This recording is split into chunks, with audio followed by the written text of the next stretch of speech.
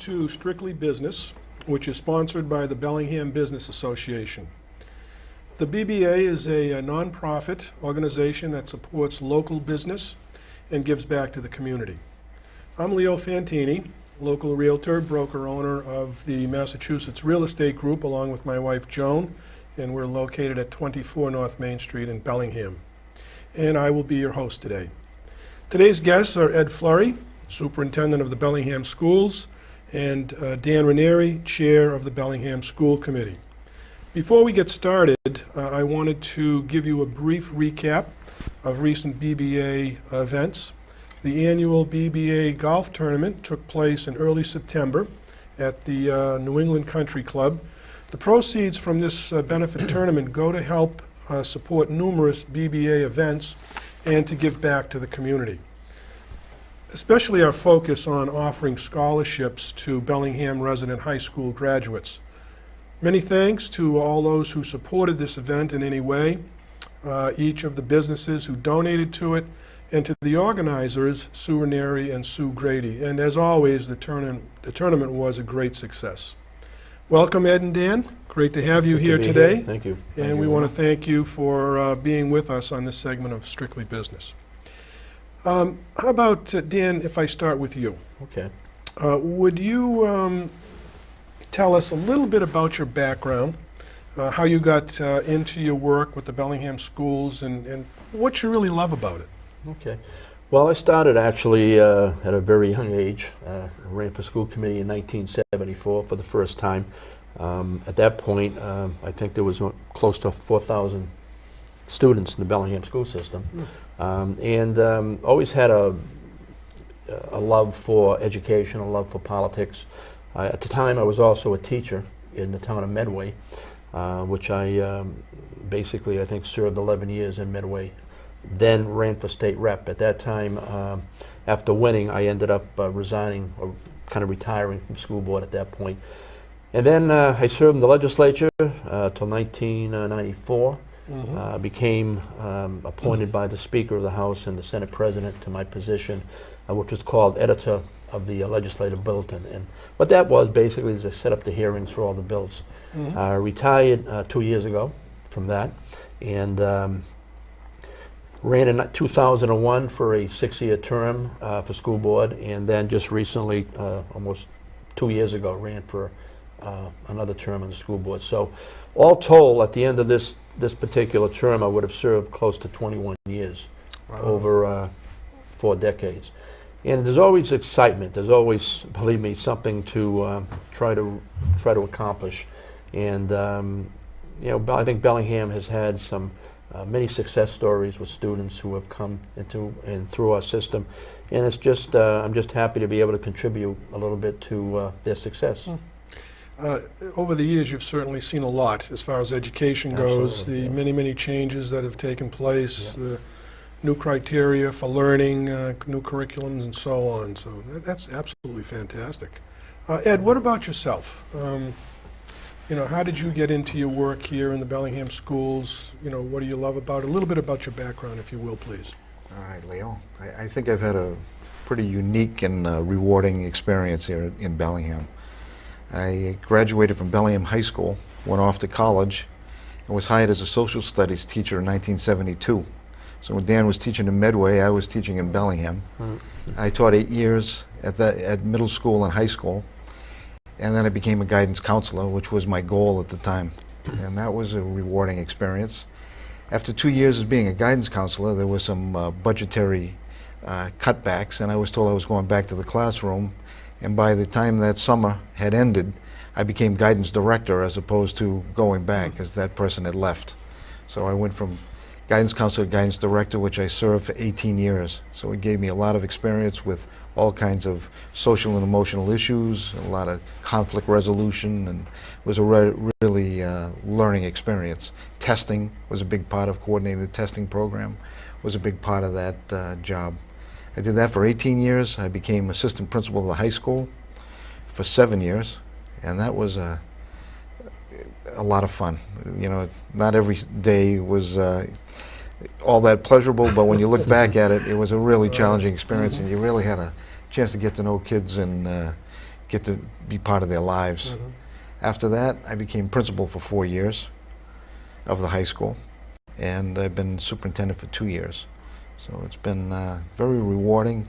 Done a lot of different roles. I know what it's like to walk in the shoes of many different people and places. So it's just been- as Dan has a lot of background and experience, you started in Bellingham, and here you are, from classroom teacher to superintendent of schools. It's kind of a Kali Yastrzemski Well, there story. you go. Wonderful. Same Now- team.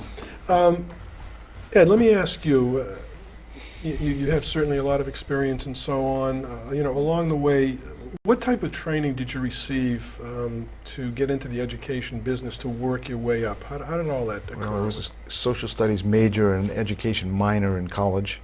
I got my master's degree in guidance and counseling, and have taken courses since then in professional development offerings. But a great deal of my experience was on-the-job training, particularly as a guidance director. Mhm. I became the the go-to person as far as resolving serious issues, and that was a real learning experience from all kinds of mental health issues and psychological issues. That was a great training background to become a school administrator. I think that's a great opportunity for someone who wants to become any level administrator, is to have that experience in guidance. It was a real learning experience. Mhm. Yeah, I think you look at the things that children go through, and you as an individual, as an educator, when you can help a youngster along the way that may be heading in a not too great path, and you can bring them back, that has to be phenomenal. That's it. Phenomenal. 18 years of having that opportunity every day, Yeah, exactly. is really rewarding That's great. and learning. Dan, how about yourself? Training you received, specifically for school committee, because things have changed with the law. Absolutely.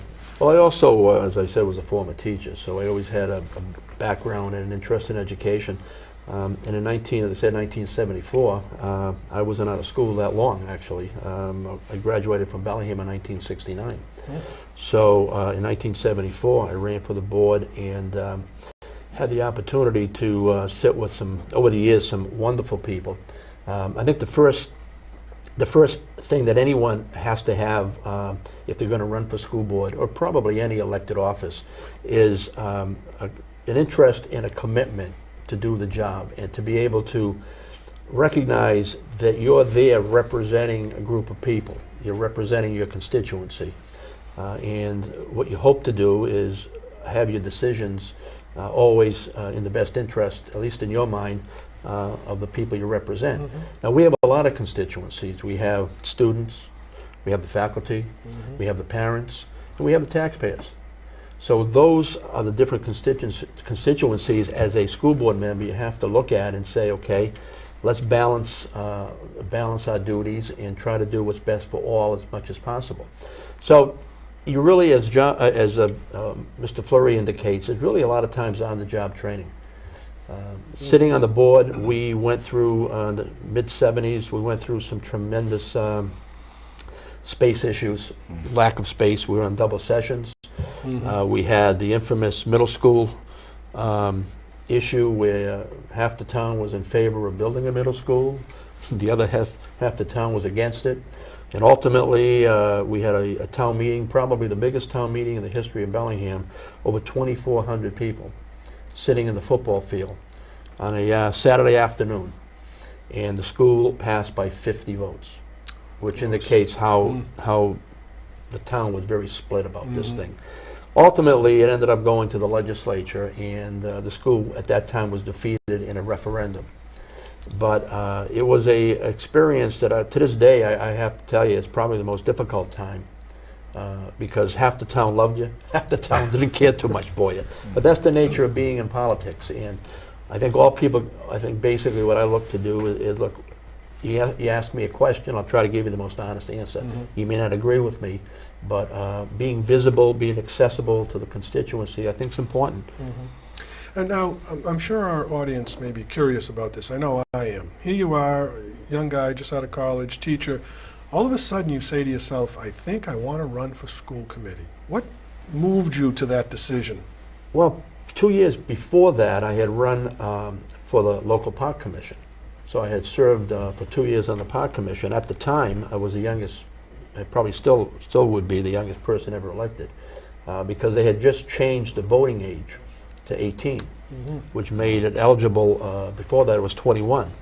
So it was just soon after that that I ran. But you know, not being out of school that long, going into education, I saw it as a great opportunity. And there were some real major issues that I thought I could probably help with, and decided to run, and I served for 11 years the first time. As I said, left in 1985, and had some tremendous colleagues sitting on the board over the years that, you know, time goes by, people forget, but both Ed and I have been around for 40 years, and a lot of those people really contributed and left their mark on our school system. Really a team effort. Absolutely.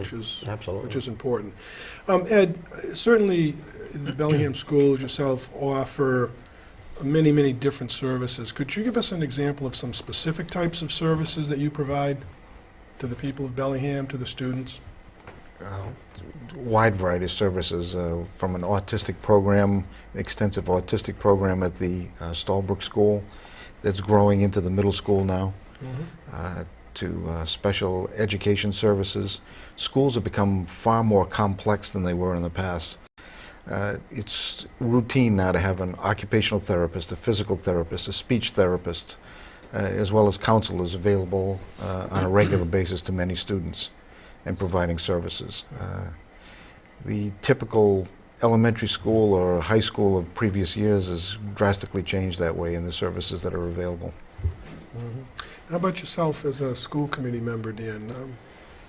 Well, we've, you know, at one time, prior to 1995, that was the year that the Massachusetts legislature passed the Ed Reform Bill. And the dynamics and the governance of schools changed dramatically. At one time, it was your school boards that made the appointments. All the appointments, staffing appointments, coaches appointments, the evaluations of teachers we were more involved in. But in 1995, it changed. And basically, the governance changed so that now it's the administrators, the high school principal, the superintendent, that essentially are the hires, doing the hiring and the firing and the evaluations and all that type of responsibility.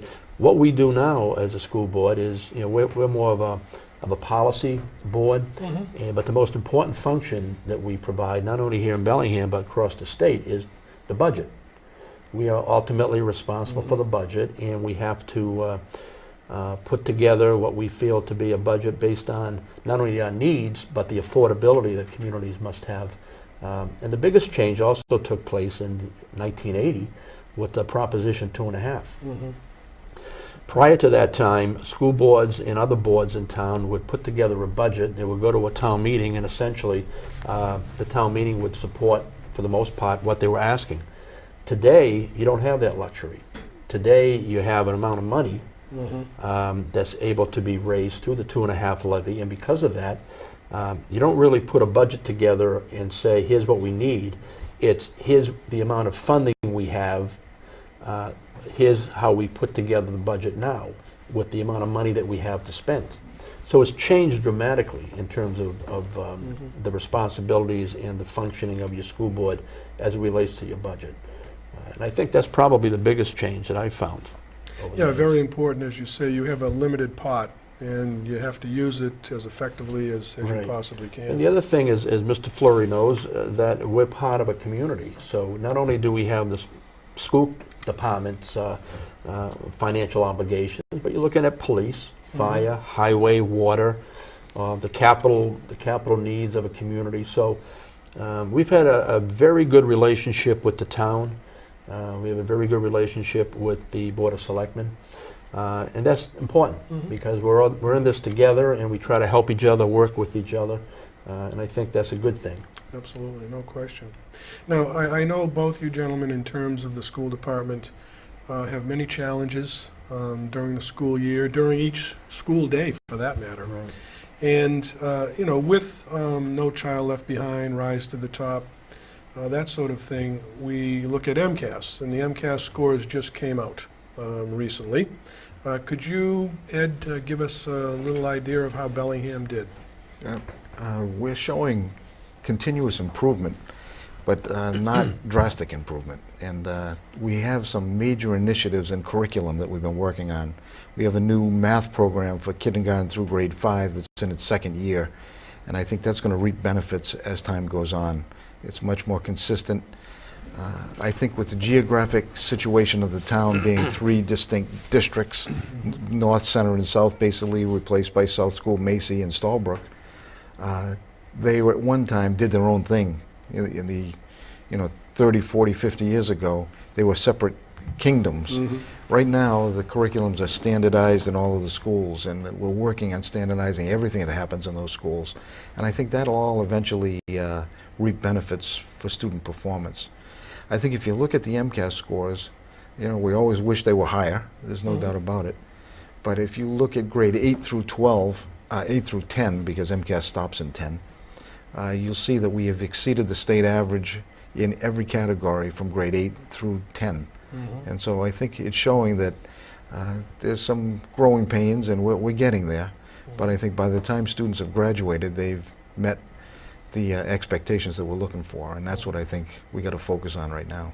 Yeah, exactly. That's what you're looking for, continual improvement from one year to the next, and how the community, the school system does overall. But it sounds like things are moving along very nicely here in Bellingham. Got a new literacy plan program. We've got Keys to Literacy, which is grades 5 to 12, which is changing things around in the way teachers teach.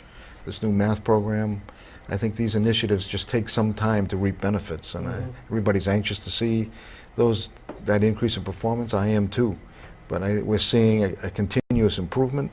Just I wish it was more right at this time. I'd be a little happier, but I know that it's coming. As a school committee member, Dan, chair of the school committee, what's your role in terms of support for the things that Ed mentioned?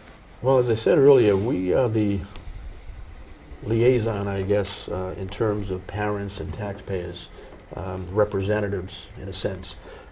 So we're cognizant and have to be cognizant, and I think we have to be truthful and honest with our constituency in terms of areas that we're succeeding and areas that we're not succeeding. I think we have to meet the challenges head on. If things aren't good, we have to find out why they're not and try to investigate ways to improve them. And I think that's very important. I sit with a board of 4 other members, Jen Alamonte, Mike Reed, Mike Carr, and Kim Jennings. And it's a fairly new board. Basically, I think combined they probably have about 2 years of experience. So it's a young board in terms of experience. They're very hardworking, very good people, and they have children in the system, so there's an interest. I have grandchildren now at this point in my life, but all my children did go through Bellingham as well as I. So the MCAS maybe in some ways has become maybe more than what they should be, but it's the only way that the public has a chance to kind of compare school to school, community to community. And as you know, in the real estate business, schools are very important in terms of people looking to move into a community. So the challenges we have, we're going to tackle them, and we're going to be straightforward with it, and we're going to hopefully provide resources that we need and see how we can improve. And leave basically no stone unturned as far as I'm concerned.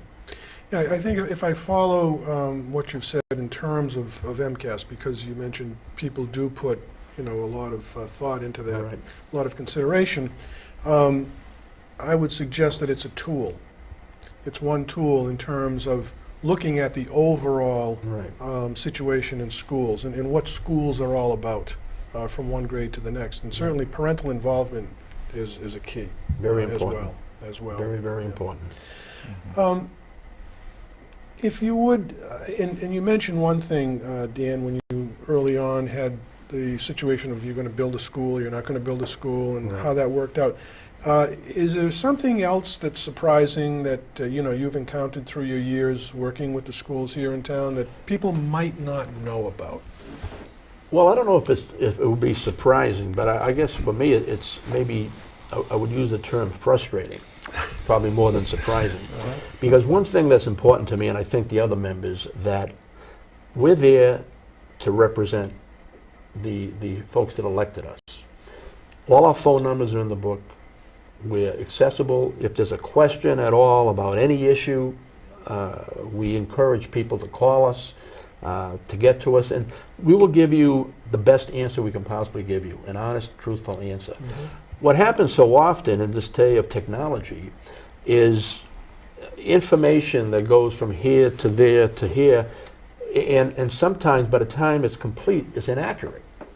So I encourage anyone who has a issue, whether it's a complaint or whether it's a compliment, to pick up the phone, call the superintendent, call a member of the school board.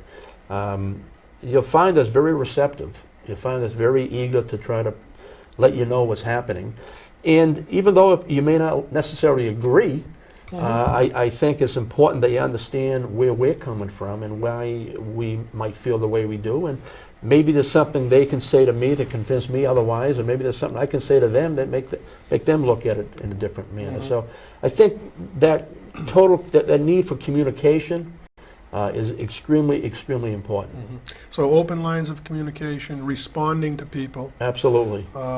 certainly in a very quick manner, if you will. Yeah. That's what technology is all about today. Yeah. You know, you get an email, somebody is looking for a response. And as you said, if you don't know the answer, I'll get back to you. Absolutely. I'll find out for you. Absolutely. Great. Now, Ed, what about yourself? Something that's surprising that people might not know about what you do? I think one thing I'd like to mention, Leo, is the impact of technology on education. You know, I was at a conference recently and with a lot of superintendents, and the question was asked, what do you think schools are going to look like in 2024 or 2025? And that's a difficult question. I think there's going to be serious changes in the way we approach education by that point. We're working on a mobile learning technology program right now, where basically students can use their own apparatus in the classroom, because that was basically banned, you know, a short time ago. But this would be with the authorization of the teacher. They can't be texting during class or using their phone during classes as a disruption, but use it as a tool for learning. Because instead of providing tools, laptops or iPads to the students, a lot of students have these devices already. You know, trying to incorporate that opportunity to use their devices, you know, positively in class. Sometimes you hear that program called BYOD, Bring Your Own Device to class, and that's where we're headed. Most of our buildings have become wireless by this point. Wireless access is available, and so it's making that kind of technology available. And I think you're going to see blended learning in the future, where students will be more independent learning, spending less time with the teacher, and I would give the teachers, the students who have the opportunity to accelerate on their own will have that opportunity, and the students who need more attention from the teacher would have the attention of the teacher. So that when you hear blended learning, that's where that's headed, where teachers will be able to teach actually more students, but not in a traditional classroom setting all the time, which would allow them to do that. Very interesting. And I know with grandchildren, you know, their parents are able to find out about homework. You know, did you get any homework? In the past, gee, I don't know. Now it's right there on the computer. So very, very interesting. Now, either of you gentlemen, Ed, Dan, is there anything that you'd like to add that we have not discussed at this point? Well, I think obviously an issue that we've been dealing with, both the superintendent and the school board, is we're in the process of teacher negotiations. There's always again, a balance in terms of what we are able to do in terms of finances, because as we said earlier, we're part of a team, and we also are limited in terms of scope. So as we continue our negotiations, we're presently in mediation. We, as a school board, unanimously have, I think, made every effort that we can to provide a fair, equitable contract to the faculty, because they're an important piece of our educational system. But we also have the constraints of the 2.5 levy, the amount of money that we get off of that levy, and we can just say this, it's important that whatever information is out there, that people take the time to make sure that it's accurate. And if there's any questions about any of that information, again, I emphasize, feel free to call any member of the school board and the superintendent. We'll give you an honest answer. We are trying to do the best we can with what we have. And our responsibility is not only to be fair to the faculty and the teachers, but also recognize the constraints the taxpayers have, the citizens have, and budgetary constraints. Because we in a system like Bellingham, we do a lot of things. A lot of different things. We have buildings to maintain, we have special education programs we have to fund. So I think we're trying to be fair, we're trying to be open, and again, we emphasize if there's any questions about this whole negotiations, feel free to call any one of us. Well, that you mentioned that, Dan, you know, with the time that we have remaining, how can the members of the community best contact you, Ed? By phone or email will be fine. Could you give us that information? What Yeah. your email address My is? email is efleury@bellinghamk12.org. And phone? Phone would be 508-883-1706. Great. And yourself? Well, Dan? for myself, my email is handy, Handy, 510 @AOL.com.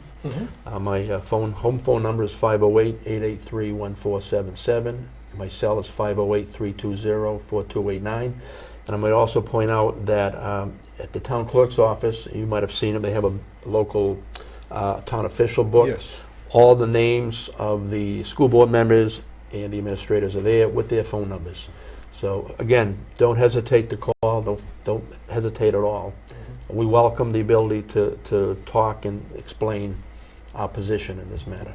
I'm glad you mentioned that directory at Town Hall, because it does have information about all town officials and so Absolutely. on, and we use it in our business constantly. Yep. So, well, with the time remaining, I want to remind our viewers that the next meeting of the BBA will be at Lowell's Restaurant on Wednesday, October 16th, from 6 to 8. It's our non-profit night, and we will be hearing from several organizations that work in town and give back to the local community.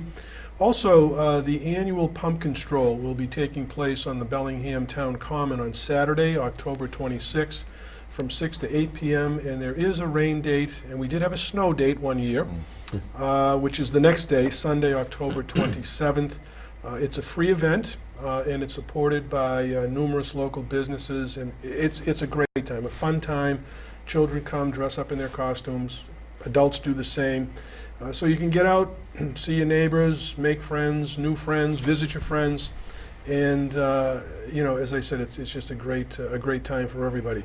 So in closing, I want to thank Ed Fleury, Superintendent of Bellingham Schools, Thank you, Leo. Dan Ranieri, Thank you. the Chair of the Bellingham School Committee, for being my guest today. So please check back in for the next edition of Strictly Business, coming in October.